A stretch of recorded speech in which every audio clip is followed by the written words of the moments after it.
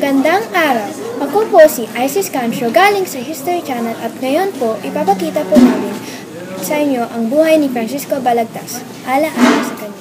Unang bagay mo, ano ang balagtasan? Ang balagtasan ay isang patulang pagtatalo.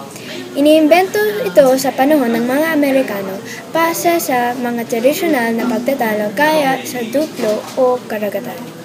Nabuo ang konsepsyong ito sa isang pagpupulong ng mga manunulat noong Marso 1924 sa tanggapan ni Jose Sevilla sa Instituto de Mujeres or the Women's Institute.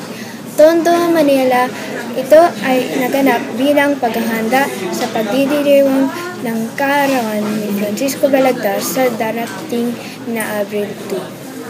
Ngayon naman, tayo pumunta kay Joaquin Mercado, ang inyong specialist sa balagtasan, para ipakita kung paano bumuo ang balagtas.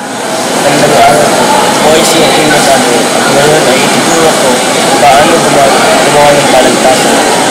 Unang kailangan ay tatlong tao, isa ay kultura, habang dalawa ay mga balagtas, isang ayon at isang ayon.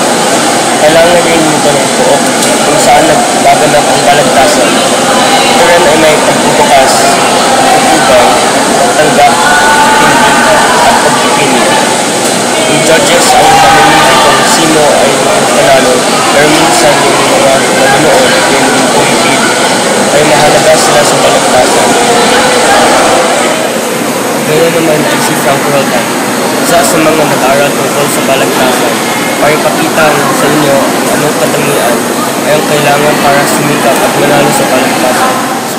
Magandang umaga. Ituturo ko po ngayon ang mga kailangan para sumikap at manalo sa balagtasan. Unang-una, kailangan mo maging confident para makuha mo ang atensyon ng mga manonood.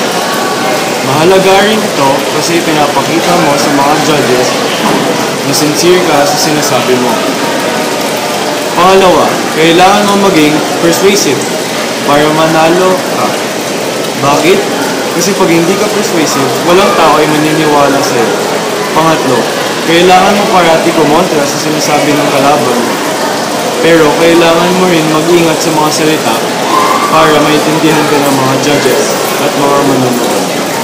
Pangapat, kailangan hindi ka pikunin kasi ang pagpikunin ka, talo ka na kaagad. Kailangan mo matuto itago ang mga pakiramdam mo. Bilang wakas, ang kailangan gawin sa maikling salita ay kailangan mo maging confident, persuasive, kumontra sa kalaban, at huwag maging pikunin para sumikap at manalo sa isang balagtasan. Babalik po kayo kay Isis. Isis? Maraming salamat sa inyong mga manonood. Sana marami po kayong natutunan sa palabas na ito. Kami po ay galing sa History Channel ay nagpapasalamat. Paalam na po!